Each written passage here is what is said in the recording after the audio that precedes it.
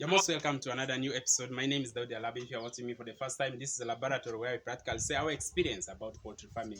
Guys, today is actual war over here in the laboratory. So with me, I have Mr. Timothy, who actually is the owner of this particular chicken house, with Madam Susan, who actually is the management team. He's the one managing everything over here in this particular farm. So what we are going to be sharing with you is something that you cannot really believe with your own imagination, and me as well, I have never believed something like this. So we have, this is a layer farm. We have 1,000 layer birds over in this particular chicken house. This other side is our store, but the chicken house starts from there up to the other side. So all those 1,000 birds are already 24 weeks, and we have never seen any egg. There is no single egg that we have never seen. So I've decided to come here as Daudi Alaba to handle over everything that I can observe, so that I can find a solution that can work for us over here. We will go inside there and then we check on some of the few things that I think must have been the problem that is affecting this entire flock of the birds. So the first thing that I want us to start checking from is the housing structure. Let us observe the structures. There are two structures in this particular farm. There is this particular structure this side here, in which there are 1,000 birds which are still 8 weeks old, and also this other one on my right, there are already 1,000 birds which I said they are not laying at all. So according to the structure, the minimum distance between the structures is supposed to be 15 meters apart. So the second thing that I want us to check through is the breed of the birds. These breeds actually, I've never raised them by myself, and I can tell this is one of the best breed. It is called Nick Brown, and they are imported from Netherlands. I'm saying it is one of the best is because ever since they were brooded, they had not been any sign of sickness. So we shall go, and then also we take the weight to see if they are in the target weight. Let us take the weight.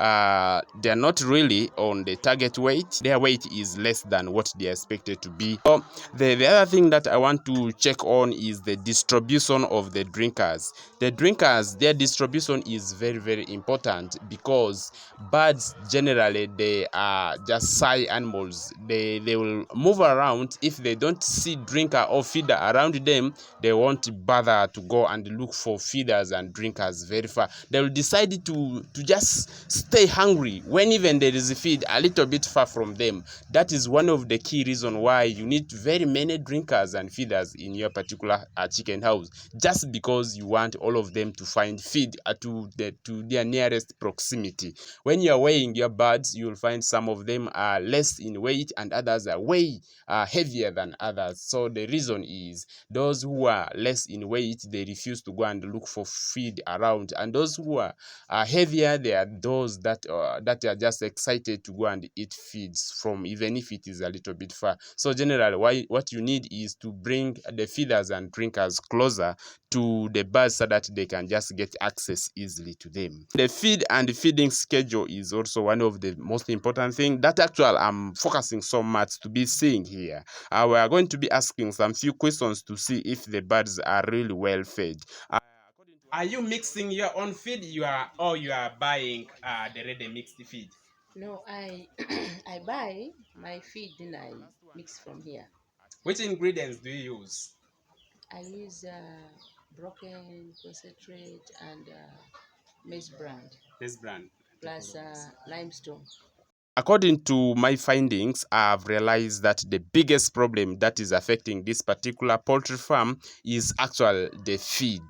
The feed that they are being fed in is not really the feed that the layers require at this particular age. So it means it is almost equal to feeding broilers with layers constantly expecting them to start to lay. Because when I entered into the feed store, literally there was nothing inside there. Imagine 2,000 birds in this particular farm, and in the store still we have nothing, expecting somebody to bring the feed.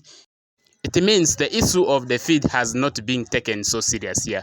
I see it can be the biggest problem which is attacking this poultry farm. And now the other biggest challenge comes when people think that they are cutting cost. That is when they start to cut themselves. So up to 24th week, when we are seeing no egg, is actual cutting yourself completely. So you can even cut yourself completely from the business. Take for a moment that you run out of cash, because mostly birds are expected to start to lay on week 18, but up to 24th week, I'm sure you don't have any single money. This is the time you expect the birds to start to feed themselves, and by now they are supposed to be on the peak production. But imagine what we are seeing right now is very, very terrible. Now I'm going to take my radical decisions. I'm going to ask if they can support me financially. I'm going to go to the market, and then I source all the ingredients, and then I'll be mixing it by myself. Now what I have realized is that they are buying the same feed that I also give to my layer birds. They are buying kafika concentrate. I'm very sure the mixing formula must have failed in this particular point. But generally, the birds, they grew up completely very well. There is no any sign of ill health in them, and I'm sure these birds would have done their best. I'm still very sure that with the procedure that I'm going to be taking around with this. Now, at this particular time, I want to give you my humble advice. Considering poultry farming, it is actual very expensive project to start, especially when you are doing it for the first time. So what you need to do is, please don't really listen to people who avoid risk. Avoiding risk is actually something which is the more riskier in the business, because the more riskier the business and the more profitable. It means when you avoid the risk, you keep avoiding your profits. So it has exactly reflected on this particular farm. So you can see that avoiding the risk of buying a proper feed has already costed us so much. If you calculate, it is about 2 months that the birds have not been laying. So that is a lot of money considering 1,000 birds. And now just feeding them alone has been so costly. So avoid those people who will advise you to take shortcuts and also to avoid expenses. Listen to crazy people who will do any kind of sacrifice to make their farm to become successful. Those are the people that you can listen to. Though to some extent it can be very expensive, but it is worthy. It can be worthy. And then if you avoid risk taking, especially when you refuse to give them the feed that they really deserve,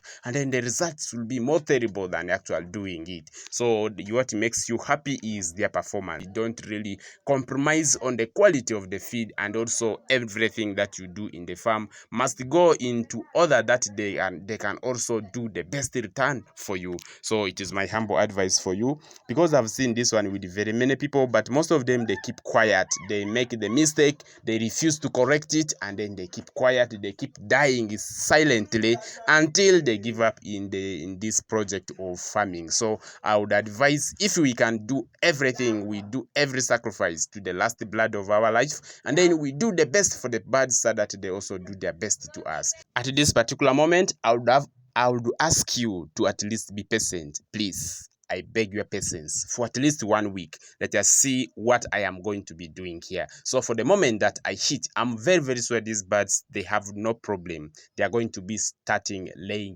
very soon after all these adjustments. So give me just only 1 week. Thank you.